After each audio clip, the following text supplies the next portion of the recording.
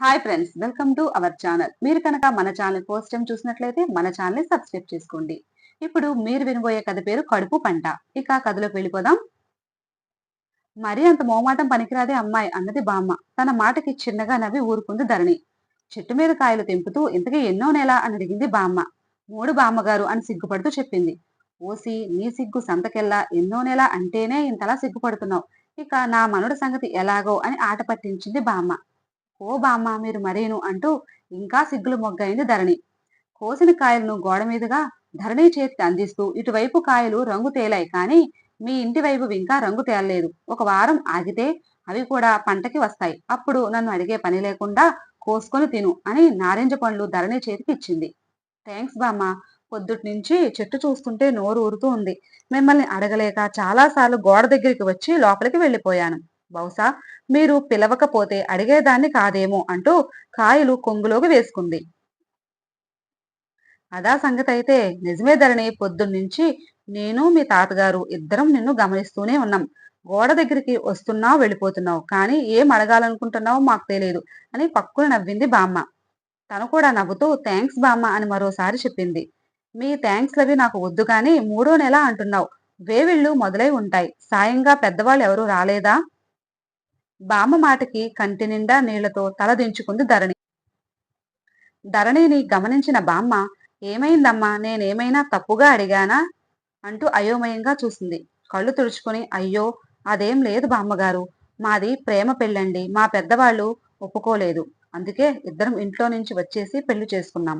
వాళ్ళు ఇంకా మా పెళ్లి ఒప్పుకోలేదు. అందుకే ఓ అలాగా, తెలియక నేను అడిగాను. మీ మనసు నొప్పించుకుంటే నన్ను మన్నించమ్మా. ఇంతకీ అబ్బాయి ఆఫీస్కి వెళ్ళాడా? అయ్యో అంత మాట అనుకు బామ్మ. ఆయన ఆఫీస్కి వెళ్ళారు. చూస్తూ ఉంటే నీరసంగా ఉన్నావు. ఏమైనా తిన్నావా లేదా అసలు? ప్రొద్దున్నే కళ్ళు తిరిగి ఇబ్బందిగా అనిపించింది బామ్మ. రాజు ఏమీ చెయ్యొద్దులే అని ఆఫీసులో తింటాను అని చెప్పి వెళ్ళిపోయాడు. కొంచెం పప్పు చేసుకున్నాను కానీ తినబుద్ధి కాక బయటకు వచ్చాను. అప్పుడే చెట్టు మీద నారింజకాయలు కనిపించి తినాలి అనిపించింది అని నవ్వింది. ఈ సమయంలో ఏవేవో తినాలనిపిస్తుందని నీకెందుకు? నేను నీకు ఏం కావాలన్నా చేసి పెడతాను. శుభ్రంగా తిని పండంటి బిడ్డని కని మీ ఆయన చేతిలో పెట్టు. రోజు ఈ నారింజ చెట్టు కాయలు తిని నారింజ పండు లాంటి బుజ్జిగాన్ని మాకు ఆడుకోవడానికి ఇవ్వు. అయ్యో మీకెందుకు శ్రమ? అట్లాంటివన్నీ ఏమీ వద్దు. అంత మాట అన్నారు. నాకు అదే చాలు. ఈ మోమాటాలే వద్దంటున్నానమ్మాయి. ఈ సమయంలో గట్టి ఆహారం తీసుకుంటే రేపు పిల్లలకి ఆరోగ్యం మంచిగా ఉంటుంది. నువ్వు ఫ్రీగా ఉంటావు. రేపు ప్రసవ సమయంలో ఎలాంటి ఇబ్బందులు రావు. తప్పకుండా బామ్మ.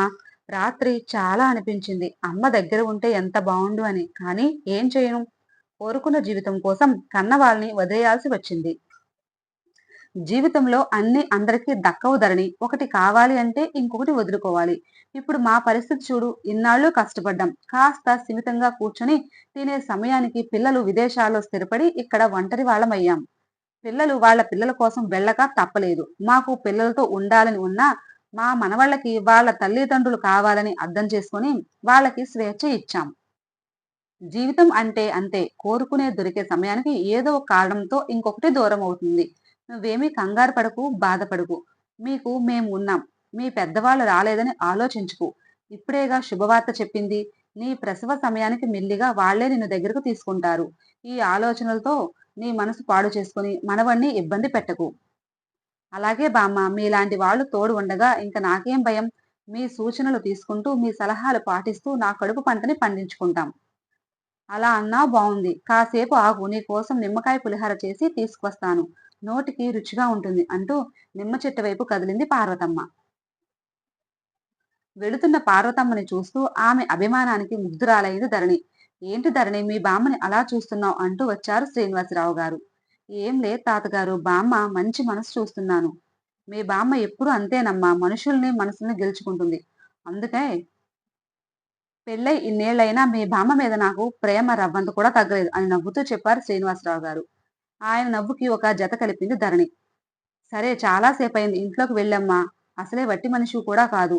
ఇలా ఎక్కువసేపు ఎండలో ఉండకు. కావాలంటే మీ బామ్మ నేను అటువైపుకి వస్తాము. కావలసినంత సేపు మాట్లాడుకోవచ్చు. అలాగే తాతగారు అని నవ్వుతూ ఇంట్లోకి వెళ్ళిపోయింది ధరణి. ఏమండి అమ్మాయి వెళ్ళిపోయిందా? ఎండ వస్తుందని నేనే వెళ్ళమన్నాను పార్వతి. చేతిలో ఏంటవి? ఇవా మన పెరట్లో ఆకుకూరలు. అమ్మాయికి చాలా మంచిదని ఇక నుంచి మన ఇంట్లోవే ఇస్తాను వండుకోవడానికి. ఇలాంటివి తింటేనే పుష్టిగా ఉండే సంతానం కలుగుతుంది. మంచిది. కానీ ధరణి మీద ఇంత ఆప్యాయత ఏంటా అని. ఎక్కడో విదేశాల్లో ఉన్న మనవరాలికి ఏది నా చేతులతో చేసి పెట్టే అవకాశం లేదు కదా! ఆ ముచ్చట ధరణి దగ్గర తీర్చుకుంటున్నాను అనుకోండి అని నవ్వి, నేను అమ్మాయికి పులిహోర చేసి పెడతాను అని చెప్పాను. నాకు పని ఉంది. నేను లోపలికి వెళ్తున్నాను అని లోపలికి వెళ్ళిపోయింది పార్వతమ్మ. ధరణికి బాగోలేదని లీవ్ పెట్టి ఇంటికి వచ్చాడు రాజీవ్. పార్వతమ్మ మాటలు విని చాలా సంతోషపడ్డాడు. వాళ్ళకి ఒక పెద్ద దిక్కు దొరికిందని అనుకున్నాడు. పార్వతమ్మ గారి సూచనలు పాటిస్తూ, ఆవిడ మాటలకు విలువ ఇస్తూ, ఆవిడ చెప్పినట్టు చేస్తూ రోజులు గడిపారు ధరణి, రాజీవులు. కాలం పరుగు తీసి ధరణికి డెలివరీ రోజు రానే వచ్చింది. కంగారు పడుతున్న రాజీవ్ శ్రీనివాస్ గారి తోడుంటే ధరణికి పార్వతమ్మ గారు ధైర్యంగా ఉన్నారు. 4 రోజుల తర్వాత కవల పిల్లలతో ఇంటికి వచ్చిన ధరణికి దిష్టి తీసి ఆహ్వానం పలికారు పార్వతమ్మ గారు. మనస్ఫూర్తిగా ఆ దంపతులకి తమ కృతజ్ఞతలు తెలుపుకున్నారు. ధరణి, రాజీవులు. బామ్మ సాయంతో పిల్లల్ని ఎలా చూసుకోవాలో తెలుసుకుంటూ ధరణి పిల్లలు దిగులు లేకపోవడంతో సంతోషంగా తన వర్క్ చేసుకుంటున్నాడు రాజు. ఇక బుజ్జిగాళ్ళ ఆలనా పాలనతో రోజులు నిమిషాల్లో గడిపేస్తున్నారు శ్రీనివాసరావు, పార్వతమ్మలు. అటు ధరణి రాజీవులకి, ఇటు శ్రీనివాస్ పార్వతమ్మలకి మరో వసంతోత్సవం వచ్చింది ఆ చిన్నారుల రాకతో. కథ సమాప్తం. ఫ్రెండ్స్, మీకు కనుక ఈ కథ నచ్చినట్లయితే ఒక లైక్ చేసి మన ఛానల్ సబ్స్క్రైబ్ చేసుకొని కామెంట్ చేయండి. Thank you so much.